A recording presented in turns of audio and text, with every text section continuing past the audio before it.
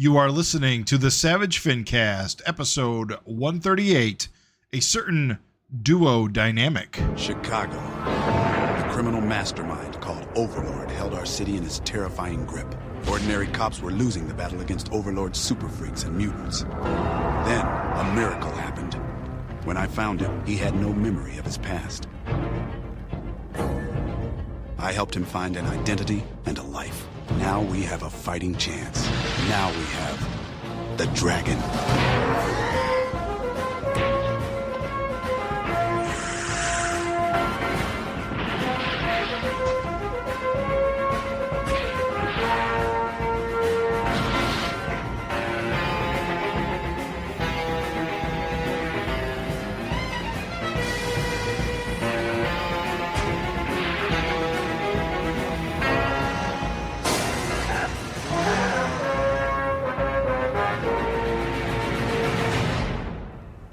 This is the Savage FINcast, the show whose intro dialogue is homaging a very famous podcast intro.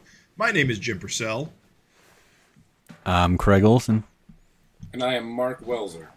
And welcome again to another episode of the Savage FINcast, the internet's only Erik Larsen / Savage Dragon podcast. Some would say the best Erik Larsen Savage Dragon podcast, I think, by default, right? Yeah, when you make a top 10 list, we're definitely number one. Yeah, we should get an award. You may have noticed it's been a while since our last episode.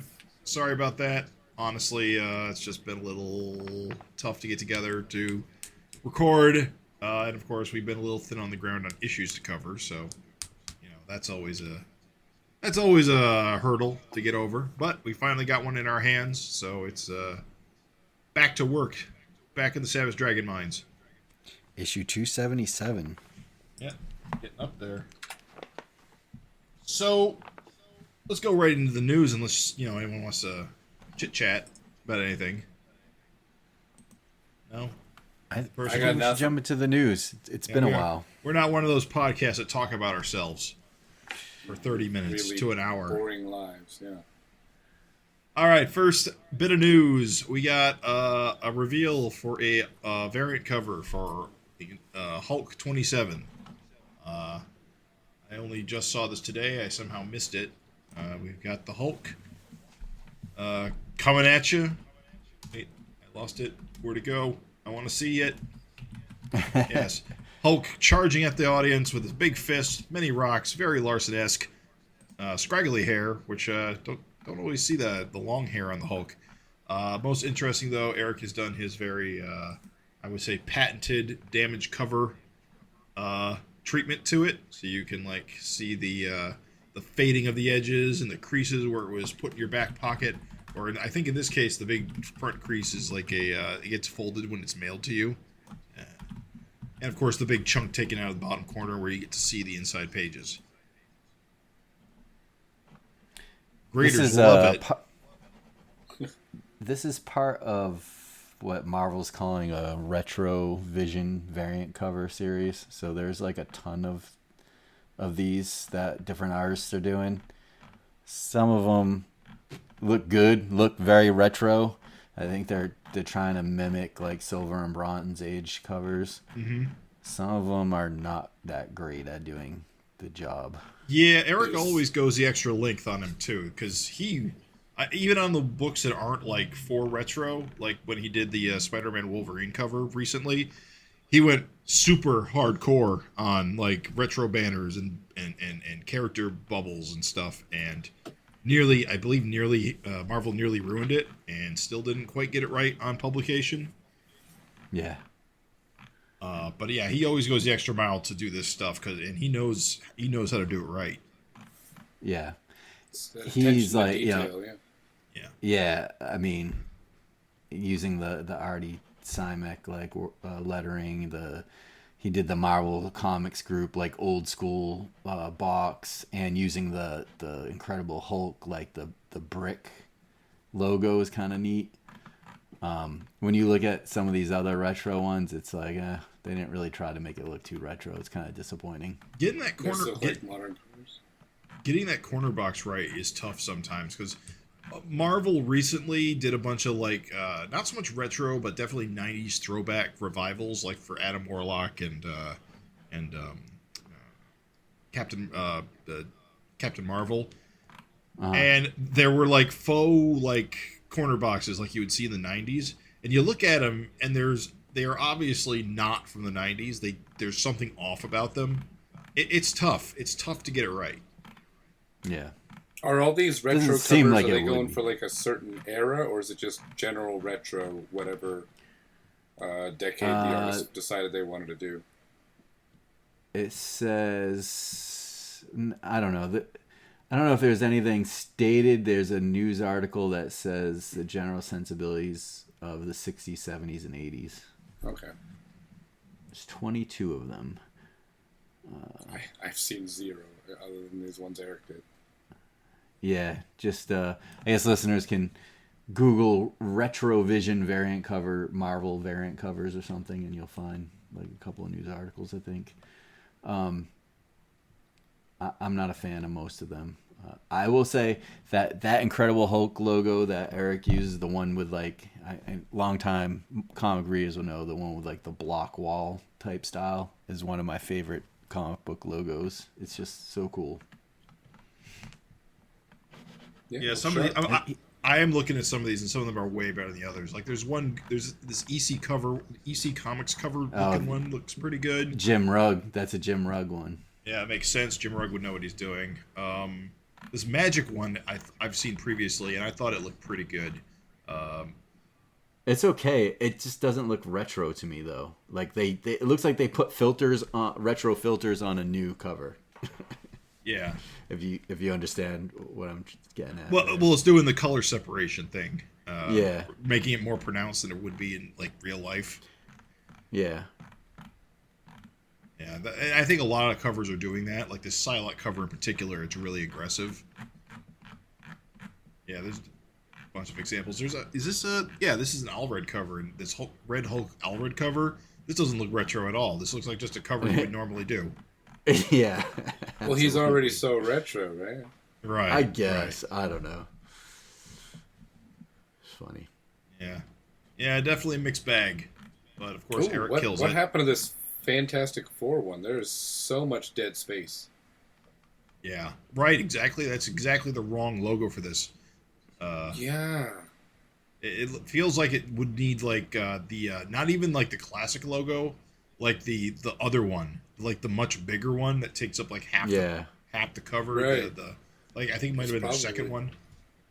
Well, I think that's also what Erik does, is he goes the extra mile and puts all the other copy and stuff on it because he doesn't trust anybody else to take care of it for him. Whereas it looks like, I can't tell who drew this one. I have a very small thumbnail, but it looks like they're like, oh, I'll draw that, and then someone else will figure it out, and then they didn't figure it out. I got to say, though, I am surprised, and we're spending a lot of time on this one, but I am surprised that Erik's is more of a pinup than, like, an action shot. You know what I mean? Like an action cover. Right. Like a storytelling cover. Yeah. I mean, he probably had to make it for, something. He doesn't know what the story is going to go on because it's just a variant cover. A lot of these are that way, and although at least the Allred cover has like an action scene where Red Hulk's fighting some cyborg Wolfman. That's something more than nothing. It's funny because, like, if you guys are looking at the same article as I am, some of the covers are like don't have the label. Some of the covers have a label that says "Not Final Trade Dress," and some don't. Yeah. Erik still says "Not Final Trade Dress," so it'll be interesting to see if they mess with his cover somehow. Oh, I didn't notice those disclaimers. So maybe these won't be as bad in their final form. Yeah. Maybe they'll be worse. Yeah, probably. Shall we move on to other comics? Yes. What's next? There is a Venom, Black, White, and Blood issue number 2 coming out. Solicitation says September 24th, 2025. We have it's an anthology about Venom told with just black, white, and red colors. It says here we got writers Erik Larsen, Carla Pacheco, and Tom Waltz, with pencilers or artists by Erik Larsen, Pierre Perez, and Corey Smith. And it's just little short stories about Venom. Erik, of course, wrote and drew his own, and I assume he did color it because he showed some of it. He also did a variant cover for it, where he has colored Spider-Man, the webs on his costume, in a very, what's the word I want to look for here? Like stained glass, Unique? almost? Yeah, it's unique. Yes. It's based on a Jack Kirby pinup or illustration, some kind of thing that Jack Kirby had done and colored, and where all the little webs were like different shades of red, and it looks really cool, but I imagine it's a giant pain in the ass to do. Oh, yeah. But well, he's taking the. I guess if you're not coloring everything else, you spend all the time just on Spider-Man's costume, right? But I've got a solicitation here. It says, brutal battles with Spider-Man and more. The legendary Erik Larsen reveals an untold skirmish between Spider-Man and Venom in the early days of their rivalry. So I'm assuming this is going to be sometime around when he was still working on Amazing Spider-Man? Around that time, I would imagine, right? Right. Yeah. And Eric's doing his art is going to be more trying to do like Steve Ditko style with the colors based on that Jack Kirby pinup. I thought it was funny. He posted on Facebook. He says, "I feel like these one-off covers and short stories are a place where I can experiment a bit. Hopefully, readers won't think I've completely lost it. Next step: completely losing it." Right. Yeah.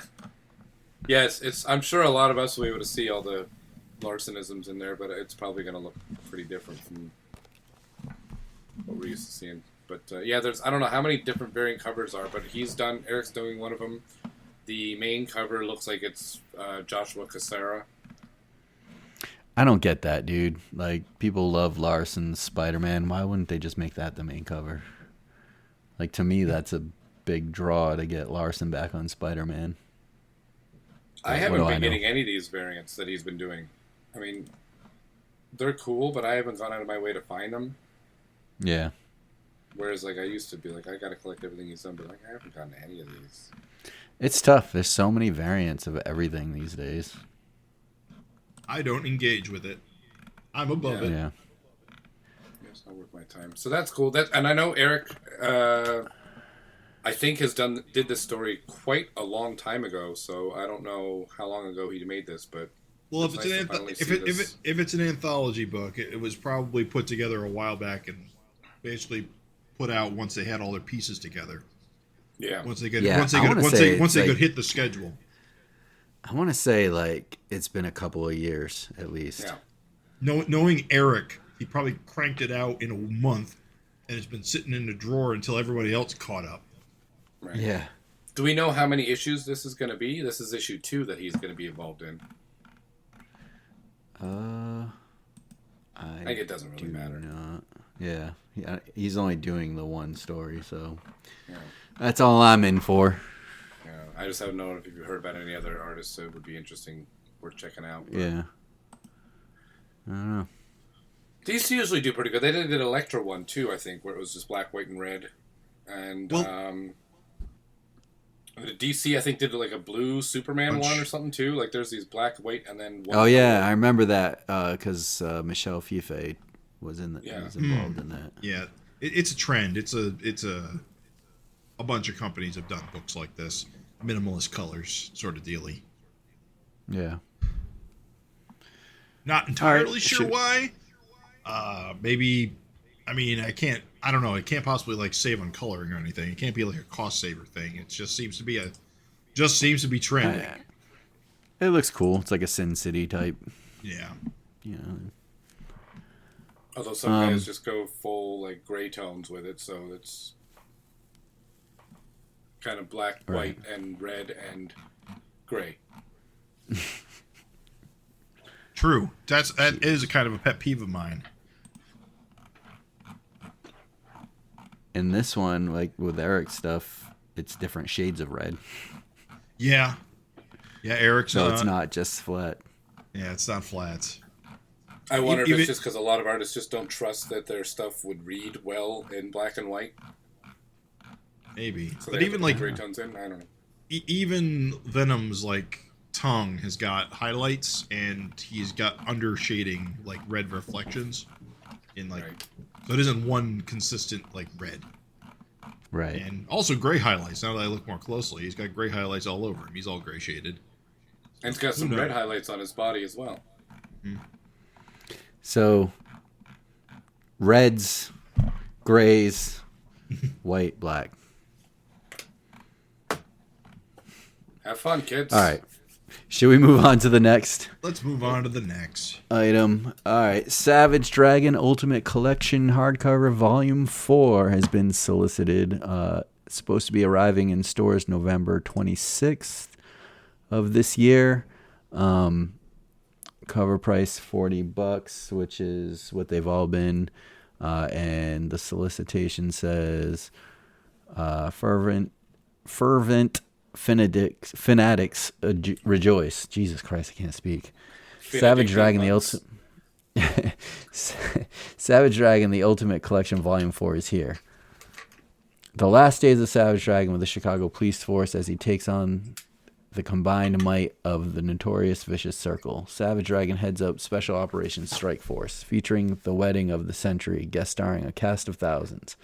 Mars attacks, Dark Lord, Thor versus Heracles, Dread Knight, Powerhouse, Brainy Ape. These massive deluxe hardcover editions provide the perfect reintroduction into the ongoing adventures of the iconic Savage Dragon and are a must-have for any longtime fan looking to upgrade their collection or new readers looking to invest in high-end collected editions of some of the best comic storytelling on the market. So, looking at the cover of this collection, it's the cover of issue 50. I think the last Ultimate Collection ended at issue 35, so I think they've been about 14 issues each, so this is probably 36 through 50. Makes sense. Ending on that cliffhanger. These books are really chugging along, huh? Yeah, but it's still slow. I mean, it's like a year, I think. You know, we're only. Well, do we know at if anything issue had to be 50. recolored for these ones, or were these ones all set? I don't know. The only thing I know that he said is he's running out of like the extra material on the Backup back. stuff, yeah. So this is 416 pages. I don't know what the other. Give me a second. Let me click and see what volume 3. How many pages? Oh, volume 3 was actually less pages. So maybe because issue 50 is double sized, or was it triple sized? I don't know how many. Issue 50 pages. was double. Yeah, he hadn't gone to 100 yet, unless issue 50 was the first 100. Yeah, but that counts backup stuff, so I don't know. Right? Yeah, he wouldn't include that. But yeah, but this has actually got volume 4 has got a higher page count, even though he was saying he's running out of material. Maybe he's running out of material after this volume, for all like the kind of behind the scenes stuff. Maybe. Makes sense. His workflow would have been a lot smoother by that point. I know there was a bunch of Dark Lord designs that he did, Yeah, I remember that. and there was In the back of the. a cover that he had drawn and then redrew because he changed his design. I know those showed up in the letters page. Yeah, and you know, the trades, didn't they kind of stop? There's a gap between like after issue 50 and like the Savage World, right? Or am I wrong on that? Probably. I'm missing a lot of the trades. I don't know which ones came out. Jim, do you recall like his collected editions? Wasn't there a gap? Okay, so here's what I know. Yes, there's a big gap. There's a big gap between you know what? This is what they invented the Savage Dragon Wiki for. Based on the information that I have, there were and I own all of these, so I can verify it myself. There were 11 Savage Dragon volumes up through Savage Dragon 58. The final volume that came out was Savage Dragon Volume 11 Resurrection.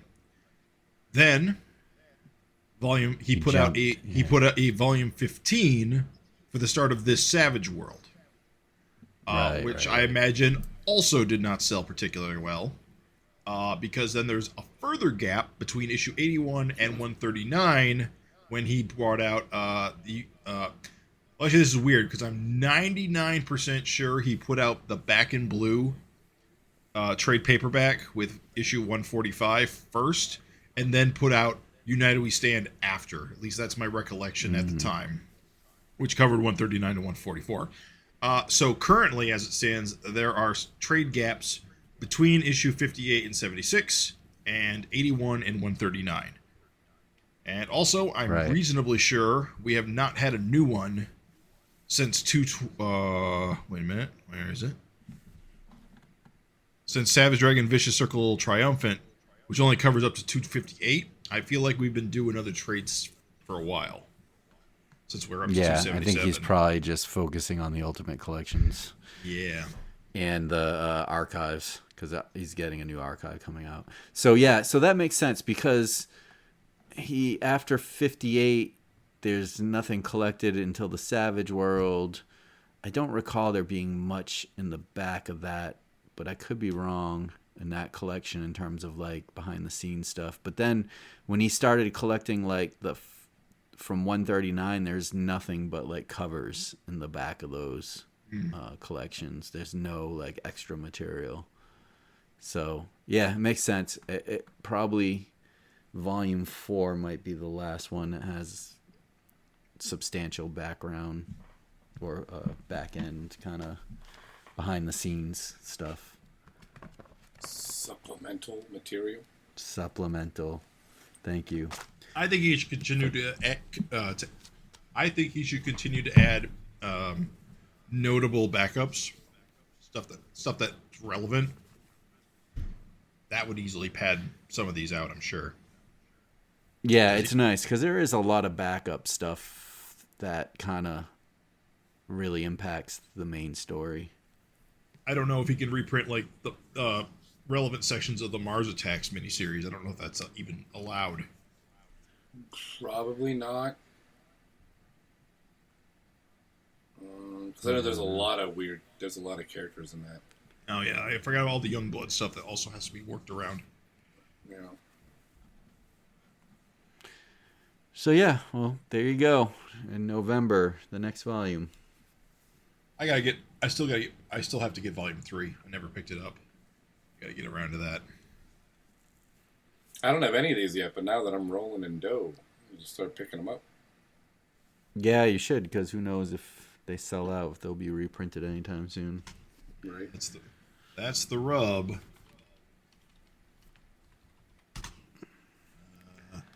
All right. What do we got next? Currently are all still available on in-stock trades for $25. Nice. Yeah, they're fairly affordable. I don't know what I'm waiting on. I don't know. I'm sure you already have 6 versions of every right.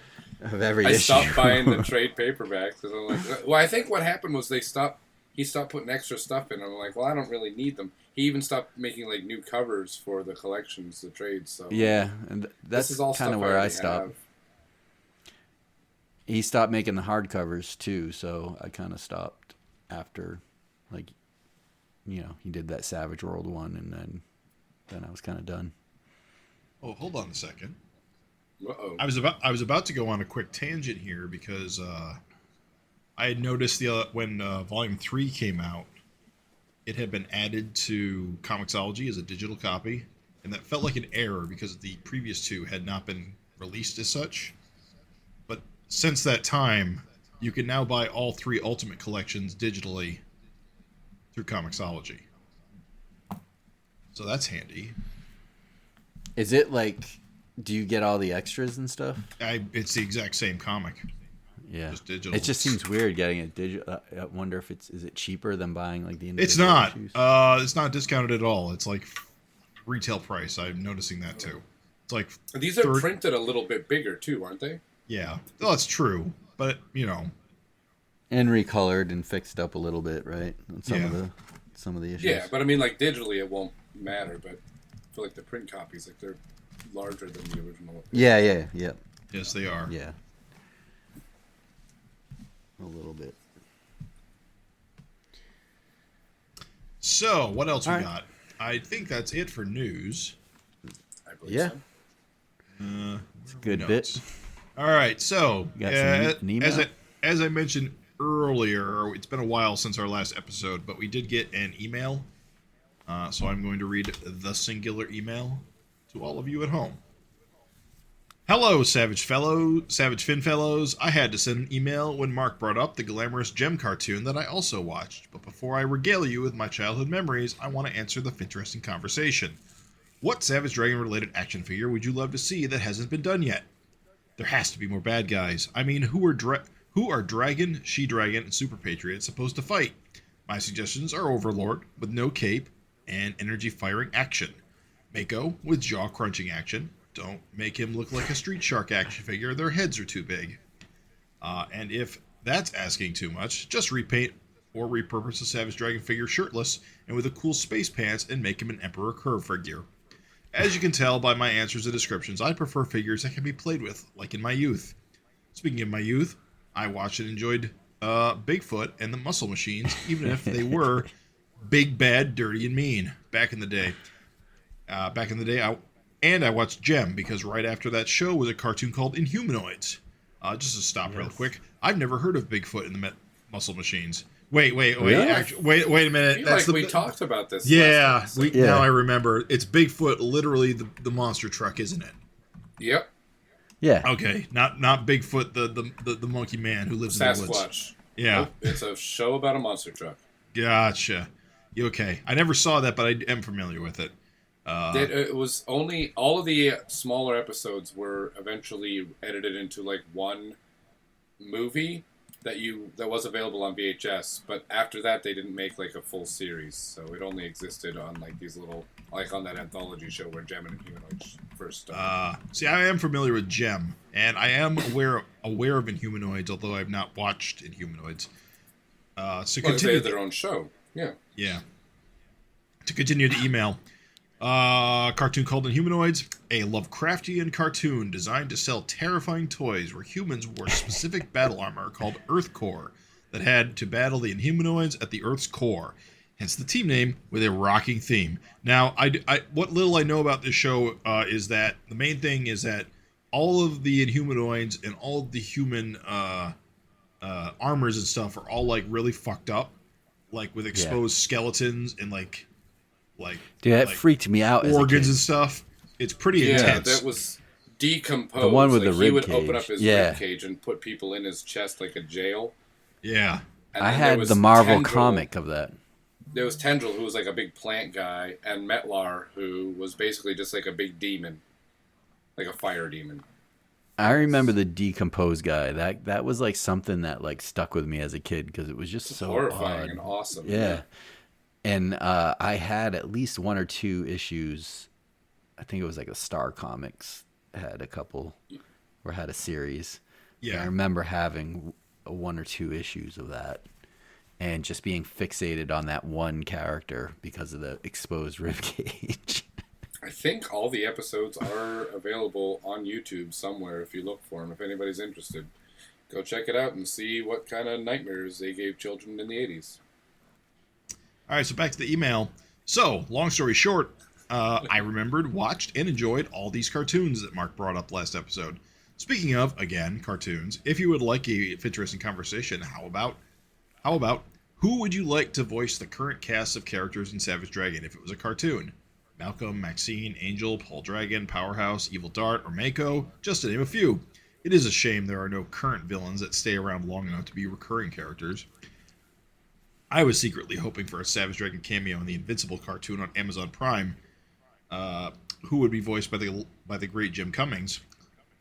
Speaking of Jim Cummings, I also wanted to email your podcast to ask Erik, who I hope is listening, if he still had the phone number I gave him at New York Comic Con of the talent booker for the podcast hosted by Jim Cummings called Tuned In, so he could guest star on it. Because I'd love to hear Erik Larsen guest starring on that podcast, chatting with the voice of Savage Dragon about the Savage Dragon cartoon. I know some people don't like it, but it is some fans' introduction to the character, and I'd love more discussions about it, please. And then he goes aside, maybe you guys could revisit some more episodes. It's not a bad idea. It's been a while since we did that one April Fool's. Although they are no longer on Peacock. So that's true. Their availability is a lot more limited now. But I'm sure that's not too hard to solve. On my hard drive, yeah. I'm sure if there's like some kind of database on the internet that you can find, like what's it called? Where they archive stuff. I don't know, on the internet, maybe. Some sort of internet archive, perhaps. Right. And he continues, plus, when I talked to Mr. Cummings, he enjoyed the role and still collects comic books. Thanks for the great podcast, and sorry for the long message. And that is from Travis. Thank you for emailing us in, Travis. Thank you for responding to our last email. Personally, I'm personally not a big fan of like gimmick action figures. I know, horrifying. I'm personally more about like design accuracy. That's a personal preference of mine. That's why I generally go for 6-inch figures like Marvel Legends and such. Yeah, I don't really buy a whole lot of like new toys. I don't know if they still do the action features or not, but they were definitely. They all had them when we were kids. It's interesting. You don't see a lot of that in like. The only time you really see that stuff is like Playmates will do that for their current Ninja Turtle lines. You saw that stuff with the Mutant Mayhem figures and stuff. At least certain varieties of them would have those kind of things. But yeah, you're not so much everybody else. I mean, there are some like more like junior, like young kid versions of like Transformers and Marvel figures that do a few things like that, but mostly they're just kind of like hunks of plastic with poor articulation, stuff you can put in your mouth and not cost too much when you leave them on the playground. Right. The McDonald's toys have the action features, right? Yeah. Yeah. I remember there was a whole line of Mario Brothers 3 figures that all had action things. I still have somewhere the Mario with where it's got the suction cup and the suction cup. Yeah.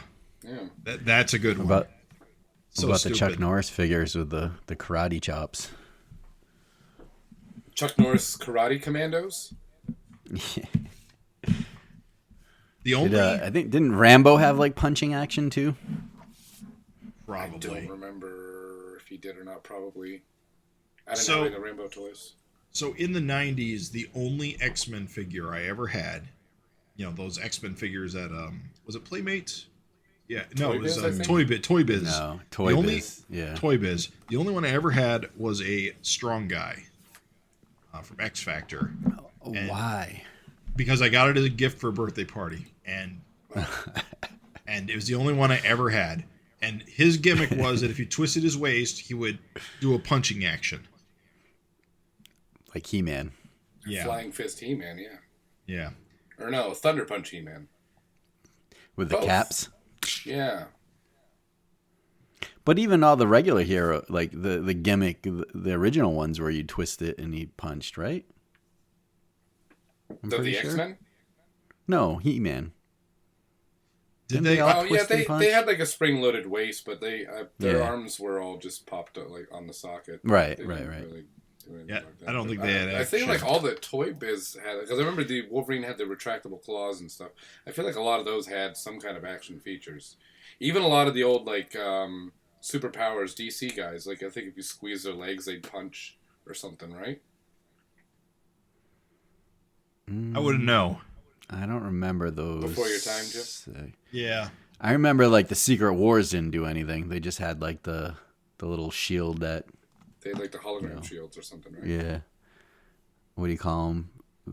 Ventricular or whatever. Lenticular holograms? Lenticular, yeah. I feel like the Superpowers ones had action features, even if they kind of sucked. You're probably right. I didn't have a lot of them, but a friend of mine did, and I remember playing with them. And I think they do karate chops and stuff, but I don't know. This was 100 years ago.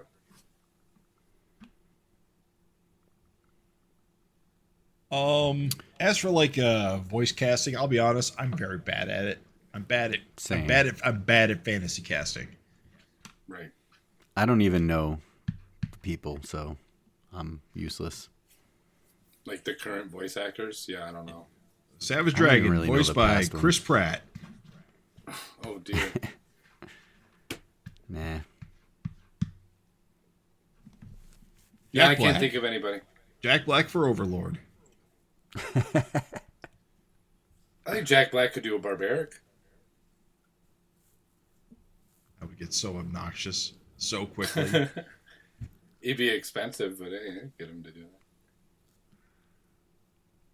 Get Robbie Rist as barbaric. He was Michelangelo in the live-action Ninja Turtles, and also Cousin Oliver on the Brady Bunch, and Cool. he was Wiz on Kid Video. Oh boy, Kid Video. I haven't thought about Kid Video in a minute. I don't think I know that one.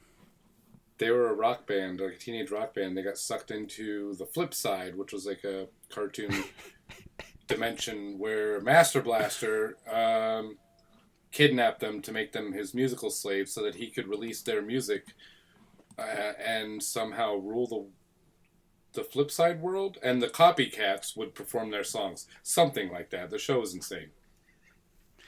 Yeah, sounds it. What do we think about... Well, go ahead.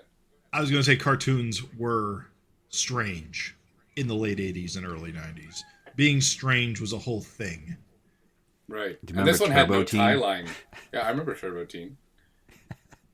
Turbo Teen. Guy, Good. like, stretched out into a car. The gifs for that are the looping gifs on those are always fascinating. Well, thanks. That's been another episode of Savage Tooncast. But I think Craig's got us another interesting conversation topic we can talk about. It's about that time. So this is the portion of the show where we call FINteresting Conversations, where we pose a question to you, the listener, and want to hear your feedback, or you can send in your own questions that we can also use and discuss. So our question today is, as you guys know, Eric's done a ton of Marvel/DC analog archetypes in Savage Dragon, like, say Solar Man as Superman, or the Bay Guardian, who shows up this issue is kind of like a Batman, along with Sergeant Marvel. Who else? Mother Mayhem's like a Silver Surfer, Zeke, Hulk, Thor, and so on and so on. Our question to get this conversation started is, what hasn't he done an analog or archetype of yet that would be interesting? So I'll kick that out there. I don't know who wants to start and who has something. Mark and I both had one come to our minds, so let's hear what Mark's is first. See if I have to scramble for another. Oh, yeah. The one that came to mind was Green Lantern. See, I have a very similar That took thought. mine See, too. Jesus. You're not far off from mine. I know Nova is a very important character to Eric, and it's interesting there was never been like a Nova type character. Yeah, like Closest- Cosmic Police, right? Something like that. Again, like Green Lantern, after a fashion.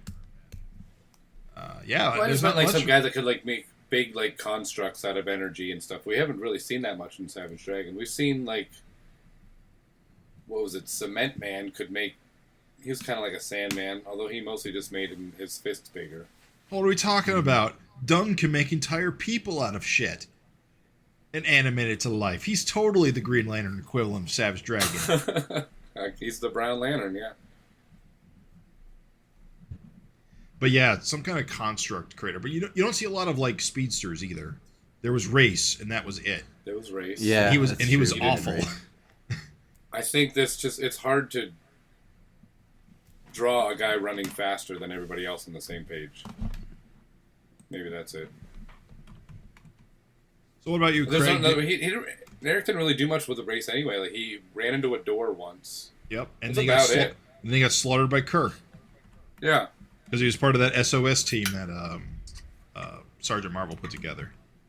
Yeah, so I think if he had any stories about speedsters, he would have done it already. But I guess he doesn't have it in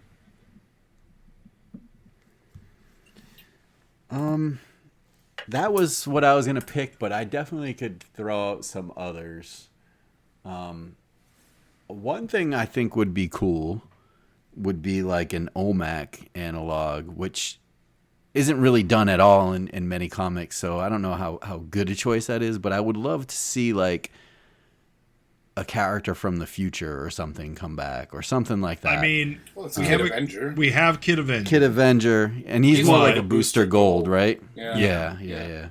Although I'm sure since he predates Booster Gold's creation, he was probably definitely, because he's one of those characters that Erik came up with as a kid, and Booster Gold wasn't created until like 87, 86. Yeah. The only other thing, which is kind of an obvious thing, and I'll throw it out there, is like a Wolverine, because everyone else in Image seemed to do it with like Ripclaw. I feel like, and Liefeld had like, I want to say like 3 or 4 different versions of Wolverine with his characters. Who's the Wildcats guy? Warblade. Yeah, Warblade. And the funny thing is, Erik, besides Silvestri, has probably done more with Wolverine at Marvel than the other Image guys. He's got a strong connection with the character in the books that he's drawn or written, because he wrote a bunch of X-Men stuff, right? Didn't he write when like Wolverine lost his claws? He did a big arc. Yeah. I do remember that. And he did the Spider-Man and Wolverine crossover in Marvel Comics Presents. He brought the adamantium back, didn't he? I don't know. Maybe you're right, yeah. So, I don't know. He doesn't really have that kind of like Claude character, which became all the cliche type. Everyone was making their own Claw characters. And it's probably a good thing. But it is interesting because I feel like he's done that kind of analog for everything else.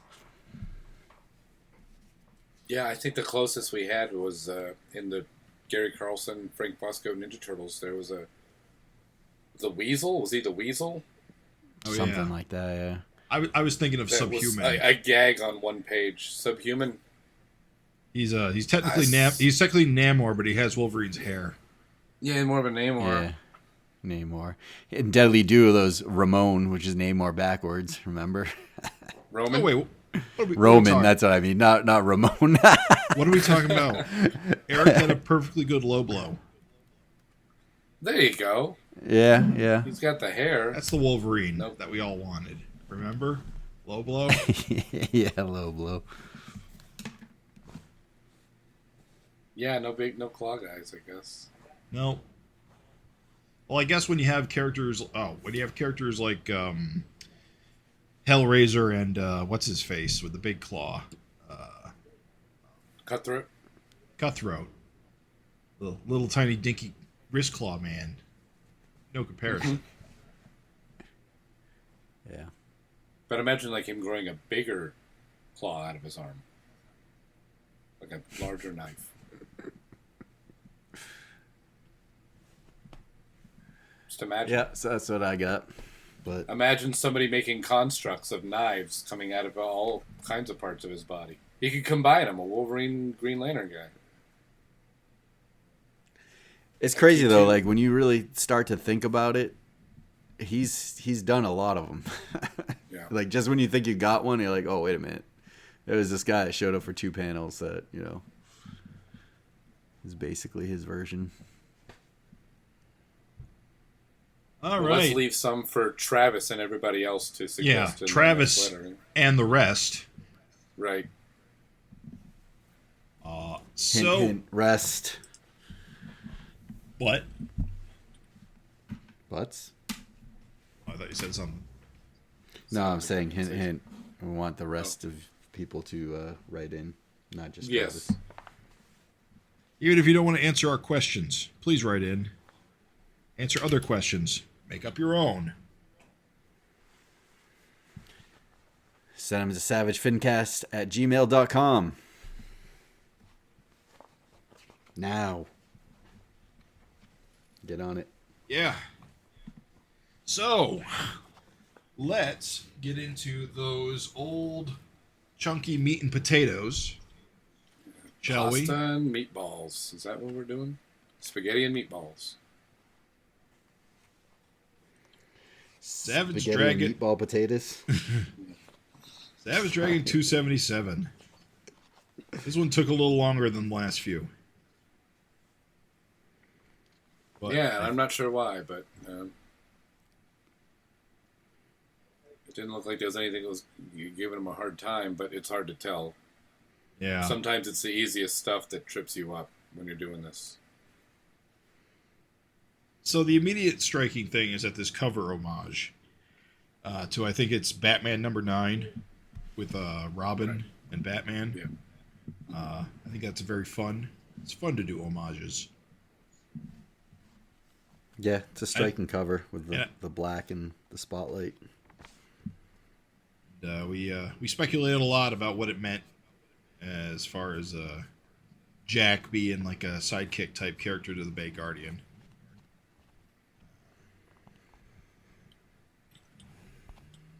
And I'm not sure it really meant much. Yeah, right? So this issue did not go the way... Well, it kind of went the way I kind of expected, but at the same time, it did not go the ways I was expecting for a variety of reasons. For one thing, I don't think I like Jack. I think Jack's an asshole. I think he's his granddad all over.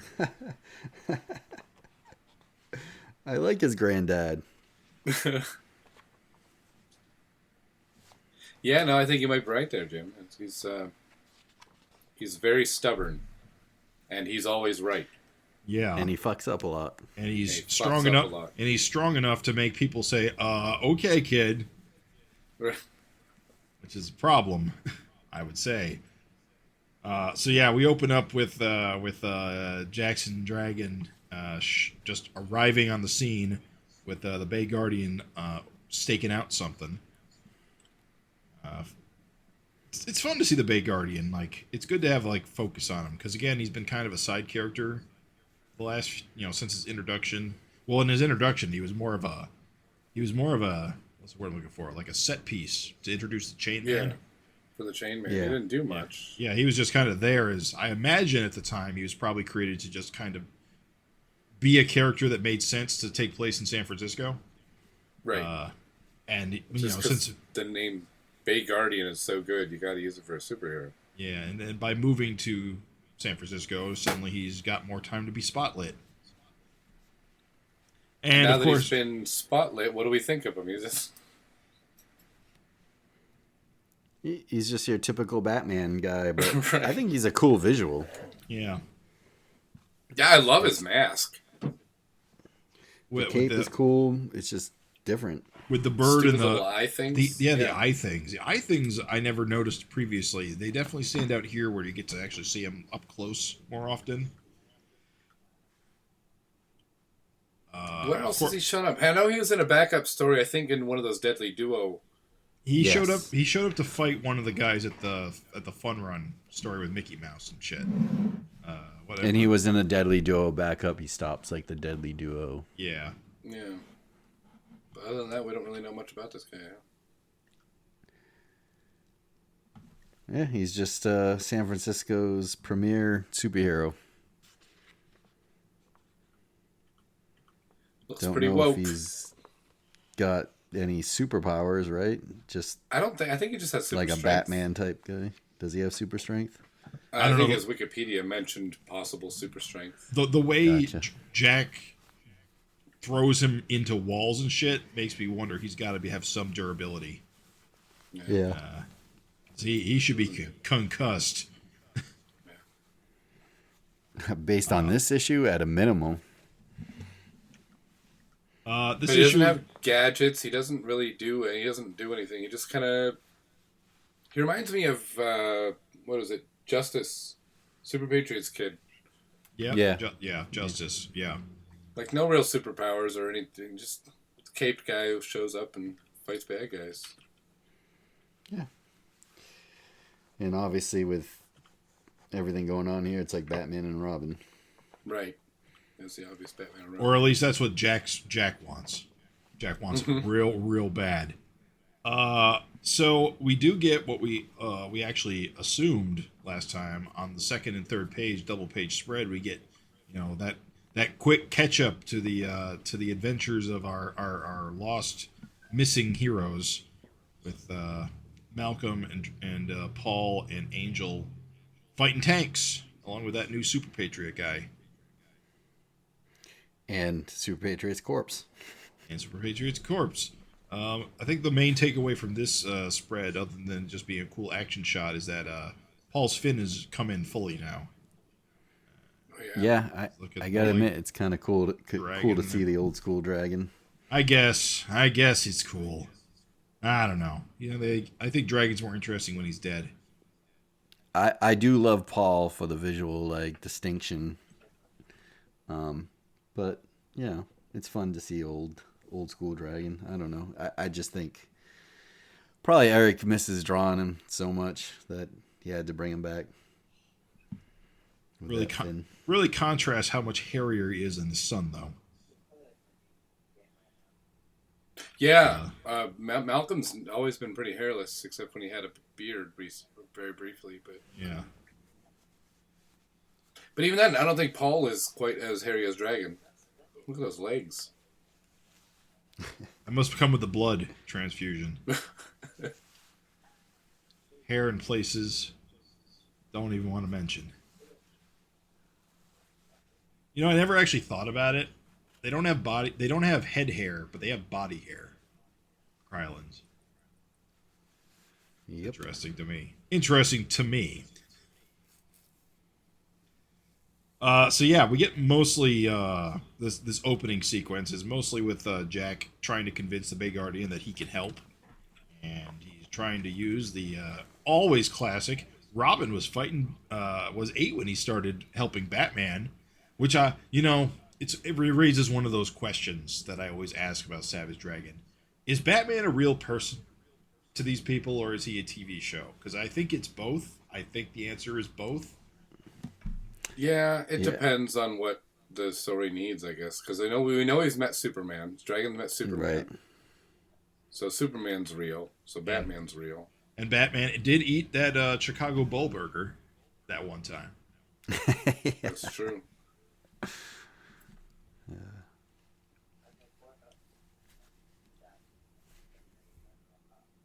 But so I don't know. I think it just depends on whatever the story needs, whatever the gag needs, if he's real or not.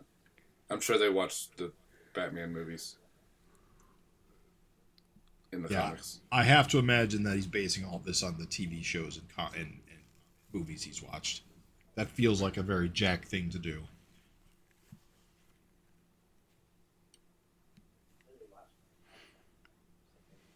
Yeah, and so looks like Jack just starts attacking this man.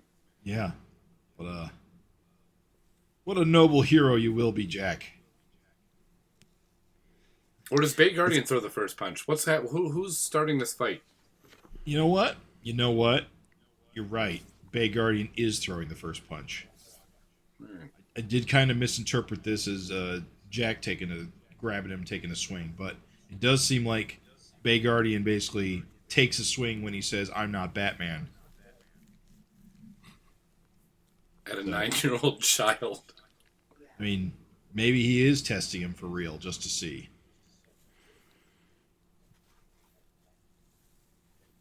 Maybe he just wants him to scram. Because then he gets his cape grabbed and then tossed against the wall and plays possum, so he can take another swing at Jackson and actually knock him off balance. Right. So now that I reread this, it's been a little while since I read this issue. It does actually seem like Bay Guardian's more into this than I initially thought. Yeah, I can't tell if he's just playing around or. I read it as him just messing around. I mean, obviously not trying to hurt Jack, but I don't know. I don't think so. I think he's just trying to teach him a lesson. Yeah, they trade blows here for a while, and I guess he almost gets his ass kicked by Jack. And decides to shake hands hangs and him team off up. the side of the building. Right.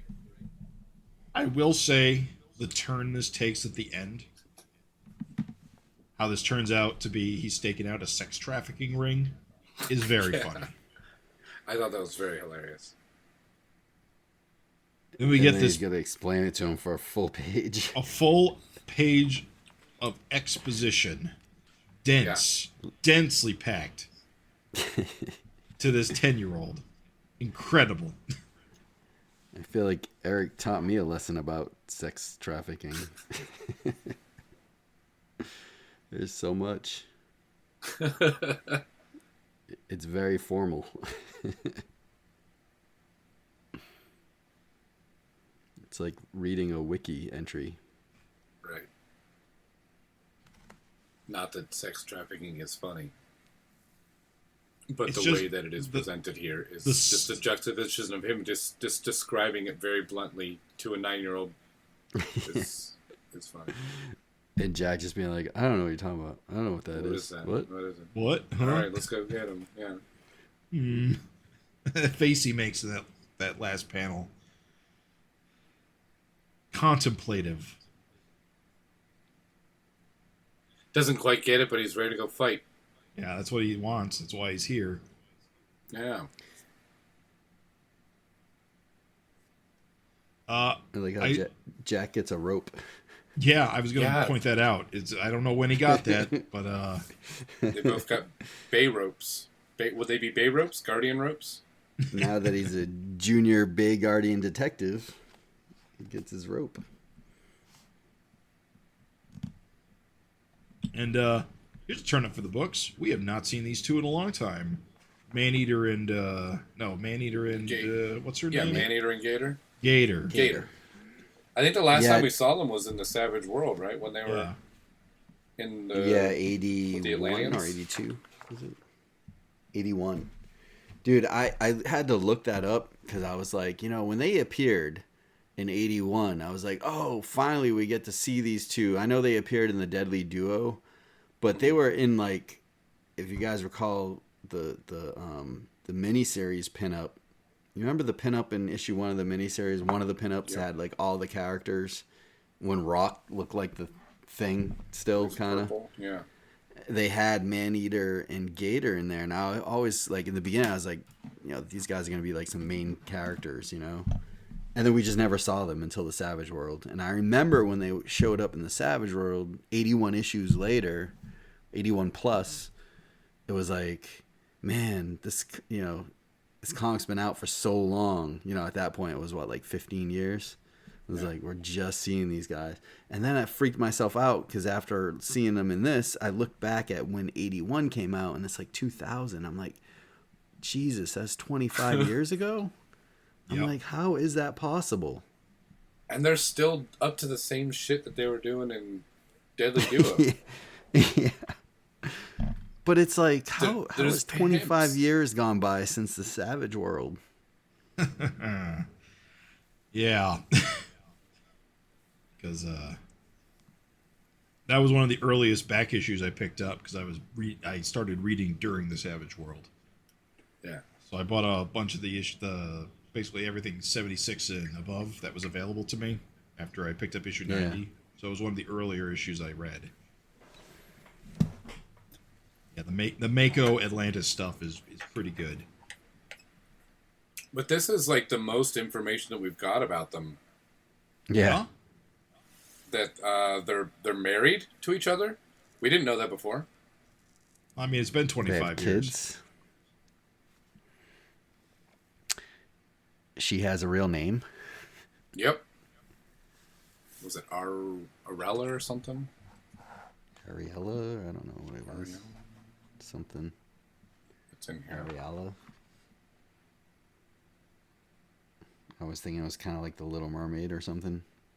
Ariel. Ariella, yeah. Ariella. She's got a real name. We don't know his name, but that's all the information we have. I do like Eric's mind control effect that he does. Yeah, with this like, looks the really cool. I alternating love the colors. way that it follows the same concentric circles here throughout the whole page on that the page Yeah. after the splash. Yeah, and the one after that. And the one after that, pages. yeah. That's really cool. I actually like the third page in after she appears with all the concentric circles, the one that actually shows her and it originates from her head and travels the length of the page. Yeah, it's really neat. Although the circles do look like they were done digitally. Yeah. Because they're just a Probably. negative of... I wonder if it's intentional that, okay, so with the circles, every other circle is pink. Yes. And Yeah. she is entirely pink, so it doesn't really register with her versus everybody else around her. So I she think it's stands. just supposed to. So she stands out. You know. Mm-hmm. You think I it's don't know. a visual clue that indicates something? Yeah, I mean that emanates from her. Maybe I don't know. Just kind of stood out to me. It's just like her. If it was like animated, like the pink rings would just be like shooting out of her head and traveling, like sound waves. So Maneater and Gator are still pimping ladies, although last time they were pimping out Atlantean women to Atlantean businessmen. hookers, The Atlantean hookers, yeah, because they were addicted. They had some kind of power, addictive some power. kind of secretion or something that made them addicted to. But these just look like normal women. Yeah, it's probably too difficult to round up Atlanteans these days.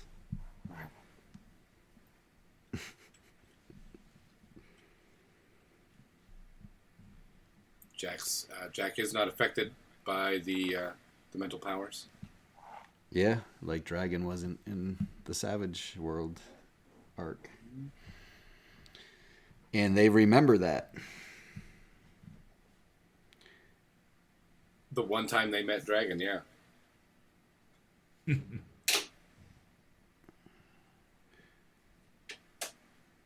get around though. They were in Detroit in Deadly Duo, and then they were in Atlantis or whatever, and now they're in San San Francisco. Francisco, yeah. They get around.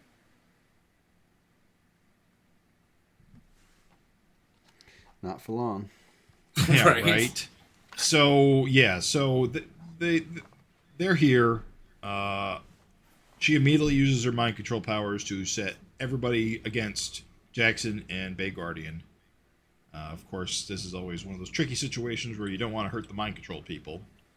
Jackson, of course, being a dragon, is immune to mind control. Although I have to say, in the early days of Savage Dragon, Dragon would get mind controlled briefly before shaking it off. Whereas in this case, Jackson kind of just shakes it off immediately.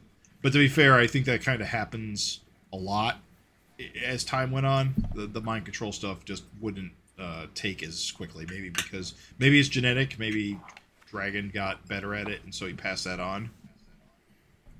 Yeah, it's possible he passes it on, or maybe was somebody tried to mind control him before? I don't And recall. he built up his immunity for it? I can't remember either.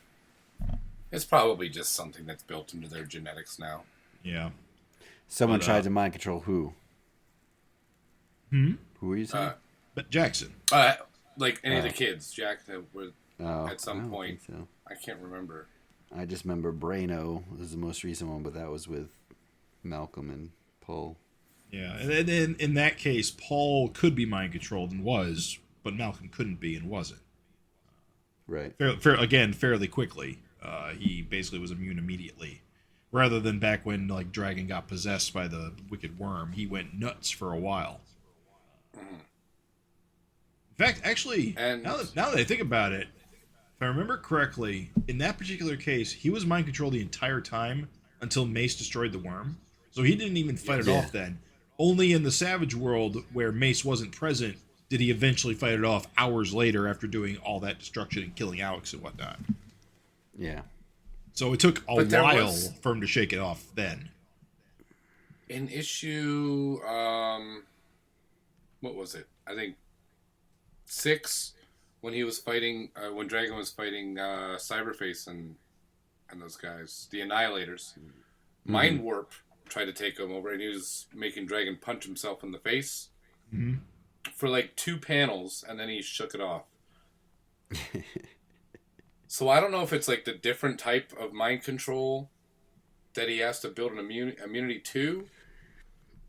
Yeah, maybe don't the know. Wicked Worm is like connected to him, so it's like more like a Definitely I just don't know. feeding right into Parasite his type thing. nervous And system.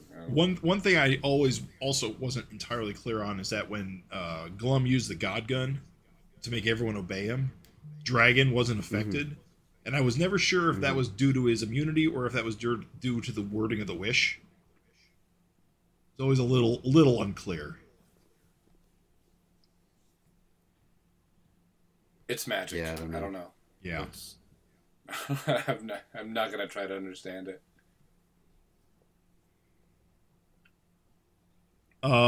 Bay Guardian, of course, has no immunity, so he gets turned against Jackson. Right. So, further complications. Of course, Jackson just punches him in the face, as he does. Yeah. But I would imagine this is Bay Guardian at full strength. He doesn't seem to be doing much damage to Jackson. Right. Yeah, you're right, because he does just do a little bap. A little bit. More surprise than anything. Yeah. It's nothing compared to the POW that he gets in return from Jackson. Right, the next yeah. week. So Bay Guardian's just a dude. He is. I will say Just a bored dude. Jackson is a little clever here. He realizes the real threat is Maneater, so he goes, when Gator comes to face him, he goes right over top of Gator. And does what dragons do and misjudges his own strength and takes her freaking head off with that very classic page turn face disintegration, as we all come to Savage Dragon for. And that He also jaw just does goes what- flying. what dragons do with a little quip in between, fisticuffs. He's got the Malcolm granddad dragon jokes. His jokes aren't very good. Nope. What with the We'll get back to that right after I take care of your girlfriend, I guess, is it? I think obey this is more of a joke. Yeah. He's reading the situation. He's making the proper references. But yeah, he just takes her out, and Gator is pissed. And yes, as you said, we get a minimal info dump. She was a mother. She had a family, and Gator is going to kill him. Do you think we'll ever get to see their kid? I don't know. Maybe. I mean, maybe that is what that was set up here. Of course. Yeah, maybe. I mean, it leaves it The open. Kid's got to get revenge. Yeah, kids got beef, or legitimate beef now. There's a gate eater somewhere out there. Or a Manitor. I don't know. Gator shark. Yeah, so Jackson's getting his head pounded in, which probably not good, as strong as he is. With a big He's getting Brackathum. fucked up too. Yeah. Yeah, when we see him, he's messed up. Bay Guardian gets his senses back. He decides to intervene, which is always dicey when you're a normal guy going after the big strong guy. In this book, not always the safest bet. He does blind Gator by wrapping his cape around his face. Which is smart. So he's just swinging blind. That seems to be his best his best gambit against this giant gator man. Well, yeah, it's all you got. Keep him off his Yeah. toe. Keep him disoriented. Gator here, pissed as he is, he tries to justify their actions. He's really set a script in his mind about this whole situation. Being the one to taking care and protecting these women. Of course, that gets kiboshed immediately when he gets a fire extinguisher to the face. As soon as they're no longer mind controlled, they're not brainwashed anymore. Like, fuck you, dude. We hate you. Yeah. I like when Gator's all like busted up and he's just like, kill you, kill all of you. The mumblings of a beat up villain. Badly beaten, yeah. So the ladies make their escape. Jackson beats the fuck out of him, just grabs him by his leg and just keeps slamming him face first into the ground. The actions, it's great. You can definitely tell what's happening here, the storytelling here, and the panel to panel. I love it. Big Guardian gets freaked out because he's Jackson's going a little too hard on this guy. Jackson's in berserker mode. Yeah. Again, Classic it's tough. dragon right there. It's tough being a returning villain in this book. These kids do not know their own strength yet. No respect for a returning villain. Don't they know they've been here since a pinup in the miniseries? Yeah. Treating them like some kind of ugly unlimited motherfucker. These guys deserve respect. So what issue was that pinup? Was it in the first issue? I think so. Yeah, remember there were like 4 different pinups, Yeah, it was depending on the pinups color of the logo. of the logo. That's right. Yeah. So they They first Lightning Bug, I appeared. think, was in there too, right? She was Yes. Yeah. She was prominent. Yeah, the weird looking, like I said, rock that kind of looks like more of like a thing. Yeah, it wasn't what were they called? Glub and what's his name? Animal and Gleep or Glub. Glub? I don't think they were in that pinup. Not that one. A different one. Okay. Oh. Glub. Yeah, I think they were the only villains. It was Man-Eater Gator and Lightning Bug, I think. Yeah, you don't know that they're, Yeah, if they're we did- villains or not. We did not know what they were. You did not know what they were at the time. I knew because I came in late. Right. But you also thought Glub was in the pinup. I don't even know what his name is. Not the bubble. Not Mark said it. Bloop. is it Gloop? Right? Bloop. Yeah, there's Gloop and Bloop and Glub and Flub. Flubber. Yeah, they're the Blabber Boys. This is bugging me now. What the hell is his name? Jesus It's Christ. Bloop. It's Bloop. It's Bloop. It's Bloop. It is Bloop. I was okay. It is Bloop. Yes. I'm sorry. I did say a lot of names, but it is Bloop. Not Gloop. Bloop. Bloop. Bloop. Like blood, but it's poop. It's a bloop. That's when you're shitting blood. It's bloop. There's a guy called Boop, and he touches your nose and it makes it disappear. Sounds like a nightmare. Yeah, we haven't seen him since issue 38. Since Fountainhead shot lasers.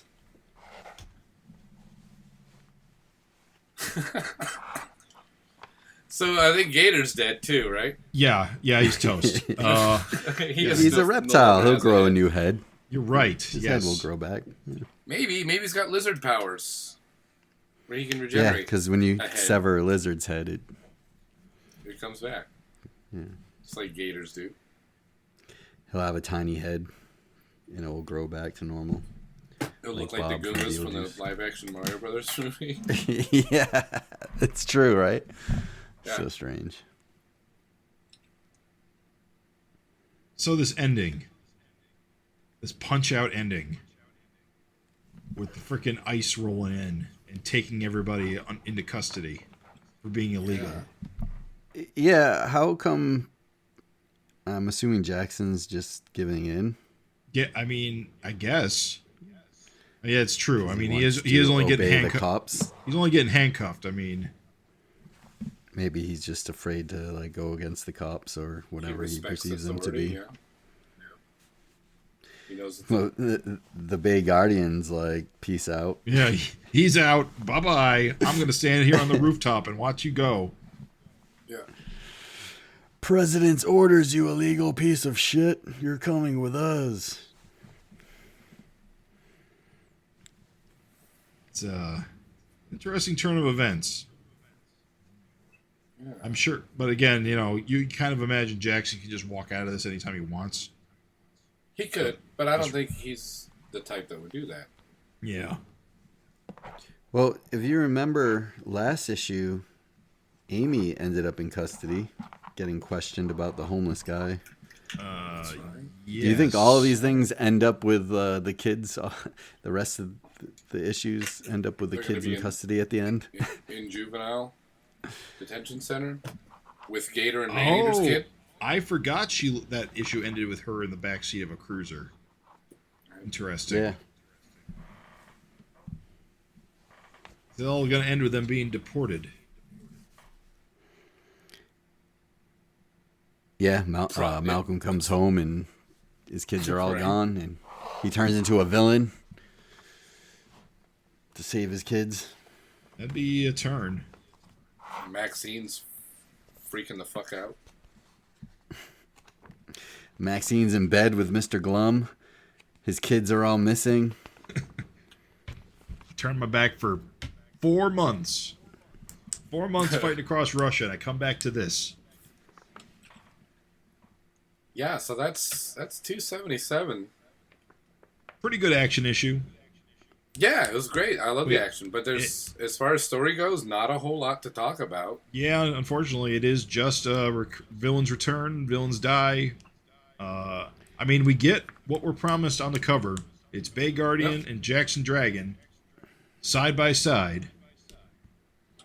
But it wasn't, Yeah, I mean, we don't get it was a much lot of on the fun. Bay Guardian. You Yeah. know, No. it would have been nice to learn a little more about him.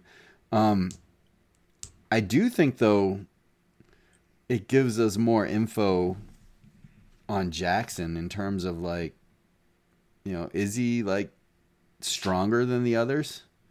I don't Because know. how easily he took out. I mean, I don't know, man. Like, I mean, he does have does he- Dragon just pull his punches? Because, I mean, Dragon had a battle with Gator before, and, they punched back and forth and didn't destroy him. Well, Did they fight in 81? Yeah. I mean, Jackson swings him into the ground at full strength. He bashes his head into the ground like a hammer. So, Well, there's in you can look this up later, but in 81, Dragon and Gator are punching, and there's a panel where Dragon is just wailing on the shit out of Gator. It's just a wham, wham, wham, wham. The type of like effects where like Chris Eliopoulos writes wham all the way down the panel oh yeah, that intense, and hits huh? him.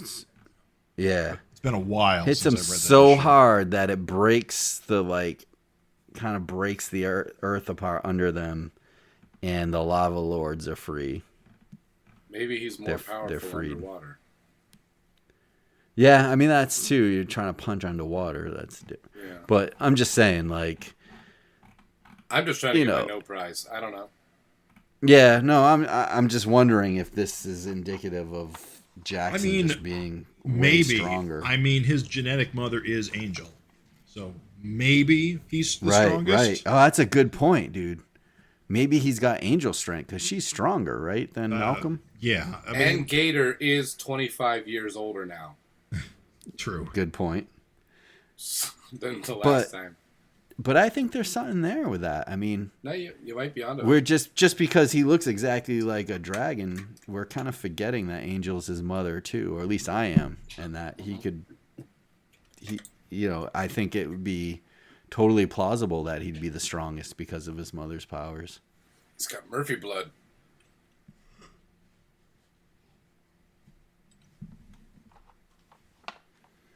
So It'd be interesting to see. So that's it for the main story. Any thoughts about this Aquaria backup? I thought it was generally pretty good, although I did kind of lose the plot a bit from last issue, and I didn't bother to go back It was and tough. The biggest There's thing a was it's lot been so going long. on. Yeah. Yeah. With, like the key and the dimension, or whatever, the mass shifting. What is it?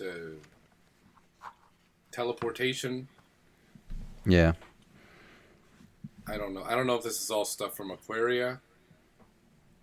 Well, there's also stuff from Serena, which I'm still not 100% sure on her source.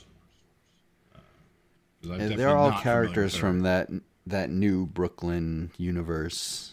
Serena was created by Dave Kelly and Laura Antal. The logo on the inside is a Barbie version. Yeah, right? Barbie logo. Yeah.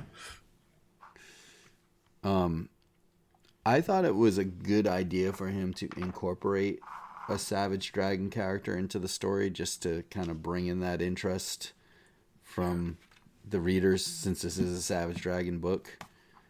And you get Mako as like a good guy, kind of like just changing his position in the new reality he finds himself in, which is cool. So which Mako is this? Good question. Yeah, I don't know. I mean, I He- think he's Mako always has that inherent goodness in. Oh, you talking about like, is he the? Fako, or was it Bill? No, Drummond? he's Was that It's definitely not She calls Fako. him. No, she is he calls the- him Marco. He's Marco, whatever his last name is, the original Mako. Because they use his real name.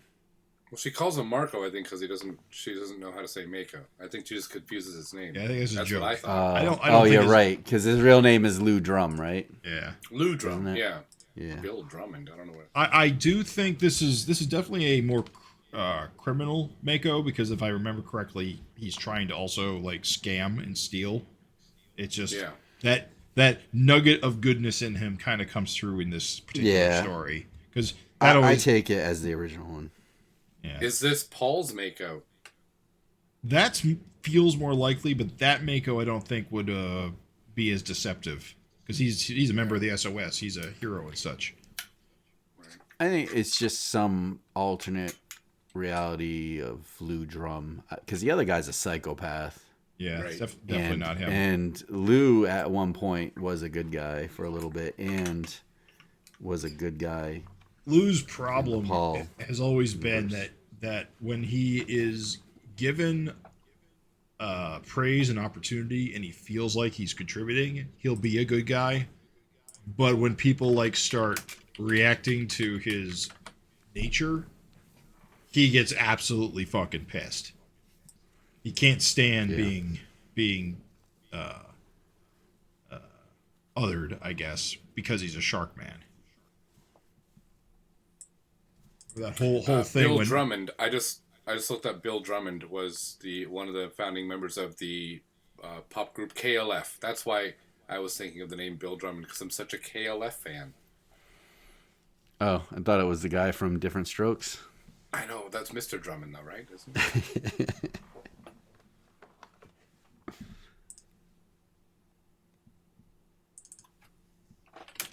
So, yeah, I mean, there you go. yeah, And pretty it wraps up this story in this issue. It was a pretty big backup. It's like 8 pages. Yeah, and I feel like the first part was pretty long too. Yeah, like a and we got full-ass one story. one letters page. Eric writes, "Not sure why this issue took me as long as it did, but here we are. I'll try not to take so long to get out the next one. Thought this was supposed to get easier. In any case, precious little room for mail this issue." So, got a letter from Nick Justice, Greg O'Driscoll, and Craig Olsen. Noah Fine. No, I did not write in this time.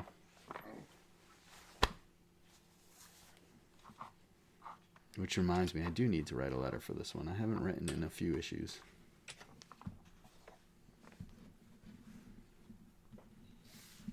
All right. Well, there you go, fellas. All right. Well, I guess Ollie will take us through the solicitation for Savage Dragon 278. Tyrone Dragon takes center stage in the third of 4 issues that star one of the Dragon Children. When the Underseas Legion invade the surface world in search of revenge, it's up to Tyrone to face them alone. What chance does a 9-year-old have against the vicious fishes? Comes with our highest possible recommendation. Man, the vicious fishes are quite a problem in San Francisco, aren't they? Yeah. I'm sure whatever happens, Tyrone's probably going to find himself in jail. Do you think Gator and Maneater were part of that group? I don't know. Actually, it is interesting that they are in San Francisco and they are fishes. Well, fish adjacent. Yeah, Gators Maneater's fish. pretty fish-like. I'm sure they're like, they know each other. Maybe they don't get along. But they'll nod if they see him, like, around town. A lot of fish people in San Francisco. It's a city by the bay. City by the Bay, yeah. It's like the one thing we know about it. Well, great episode. You know what? I think, Jim, I think we should probably release this one. Set it back. Clip the hook. Let it be free. Yeah, put this one out, I think. We recorded this one, right? I hope so. I think I pushed the All right, button. let's let them have this one. I think they're going to like it. All right. Well, thanks for listening, everybody. This was the Savage FINcast, and as always, send us your emails at savagefincast@gmail.com. Answer our FINteresting conversations. Just drop us a line. Let us know how we're doing. We always appreciate that. Of course, you can always find us at savagefincast.com if you want to listen to us there. And of course, our episodes are on all the major podcast networks. That's it. Thanks for listening.